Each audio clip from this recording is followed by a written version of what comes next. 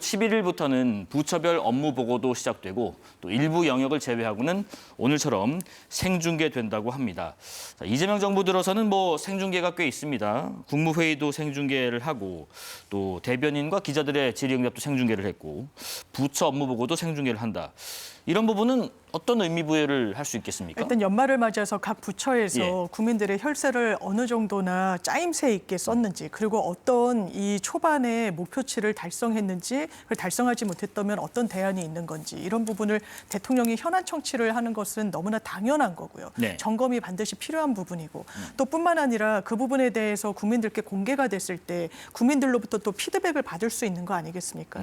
저희가 전 정부, 그러니까 계엄을 일으킨 전 정부랑 비교할 건 아닙니다만, 그 내부에서 폭로등이 나오는 것을 보면 이런 업무 보고를 받을 때, 특히 국정원 업무 보고를 받을 때 업무 보고를 상당히 대충 받고 바로 이제 술판을 벌였다, 이런 이제 폭로도 나오기도 했었습니다. 예. 그런 걸 제동 걸고 최소한 막기 위한 게 국민들께 투명하게 또 알리고 소상히 보고를 드리는 거일 수도 있거든요. 그렇기 때문에 생중계, 이런 좀 공개 방식을 채택한 것이 아닌가 싶고, 이런 부분을 지방선거와 다 연동지어서 사전 선거운동이다, 이렇게 정치적으로 공세를 삼는 건 저는 기본적으로 이런 테두리 안에서는 행정을 할 수가 없는 겁니다. 지금 6개월이나 남아있는데 모든 걸 할 때마다 정부가 성과를 내기 위한 행정 업무를 밟을 때마다 선거를 의식한 거다라고 이야기하는 것도 책임 있는 공당의 자세는 아닌 것 같습니다.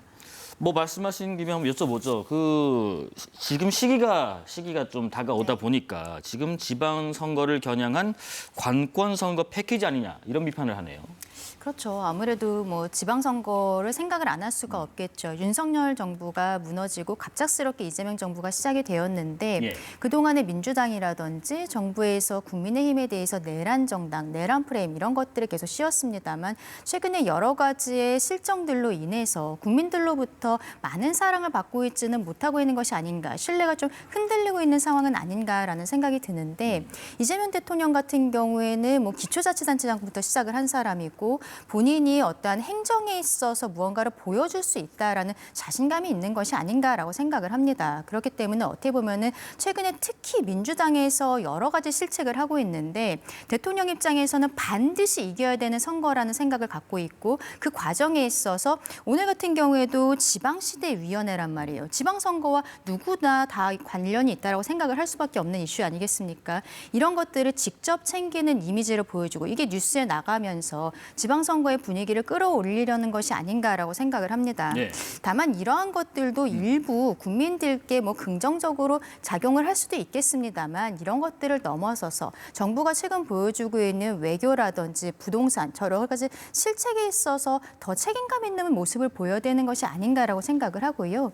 대통령 입장에서는 본인이 갖고 있는 사법 리스크를 막기 위한 위인설법으로서 민주당이 여러 가지를 추진하고 있는 법안들, 여기에 대해서 책임 있는 자세를 보이는 것이 당장의 선거를 이기는 것보다도 지속 가능한 어떠한 정권을 만드는 데 있어서 더 중요한 디딤돌이 되지 않을까라고도 생각합니다. 예.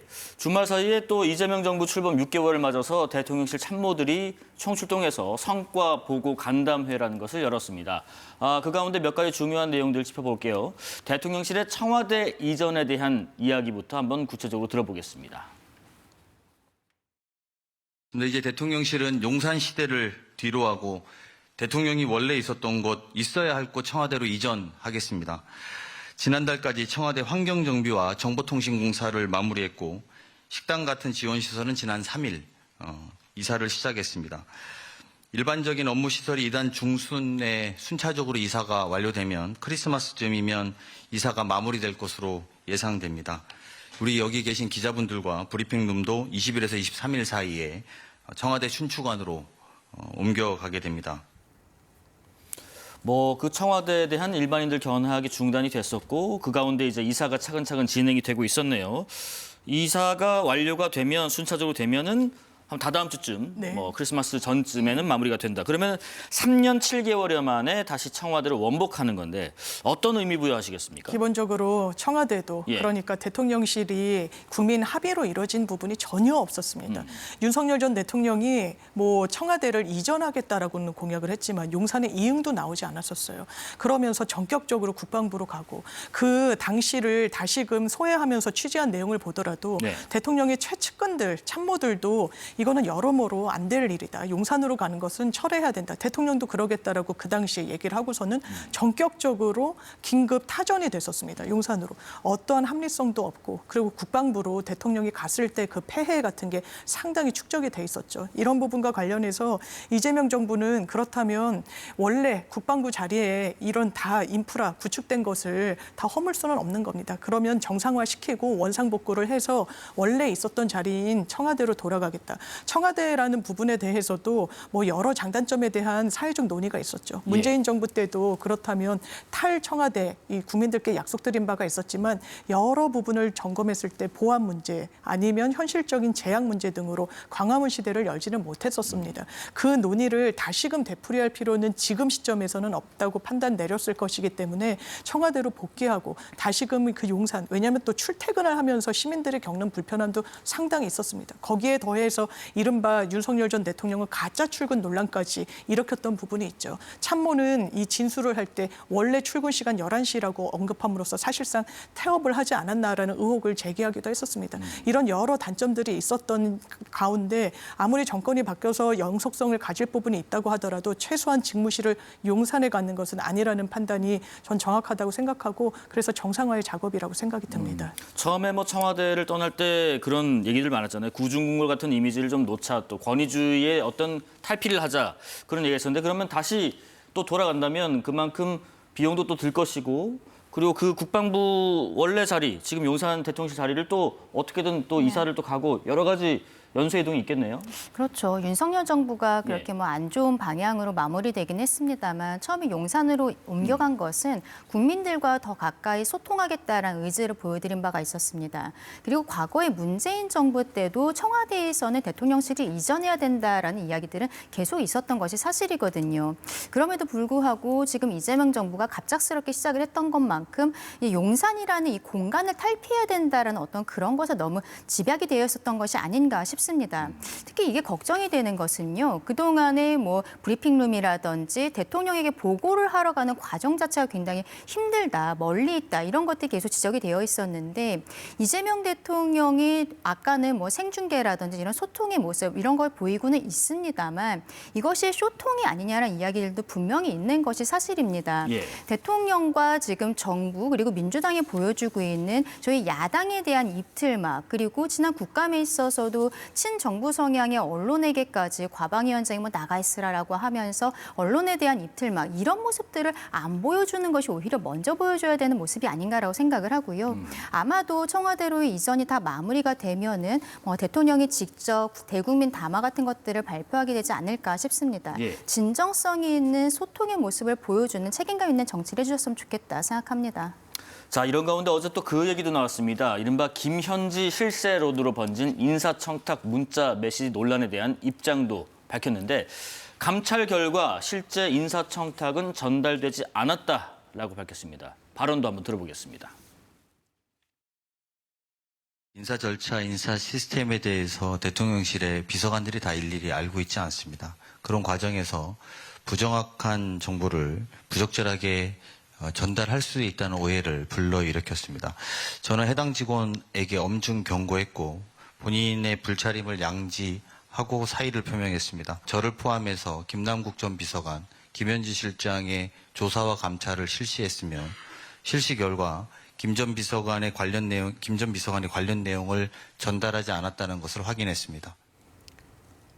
그 저를 포함한다는 이유는 그 문자 주고받는 내용에 훈시기형 이런 말이 있었기 때문에 아마 그렇게 얘기한 것 같고 어쨌든 감찰을 했는데 이 말을 전달받았고 또 실제 실행인지 여부는 사실 뭐 지금 아니라고 한 것처럼 당연히 밝혀야 될 부분인데 맞습니다. 그런데 여전히 그럼 김현지 실장의 실명이 왜 메시지에 등장했는지 여기에 대한 의문은 아직 남아 있는 거 아닌가요? 거기에 대해서는 김현지 부속실장이 조선일보의 인터뷰에서 네. 이 경위 뭐 이런 부분을 밝혔더라고요. 일단 본인으로서는 완전히 유탄을 맞았다라는 겁니다.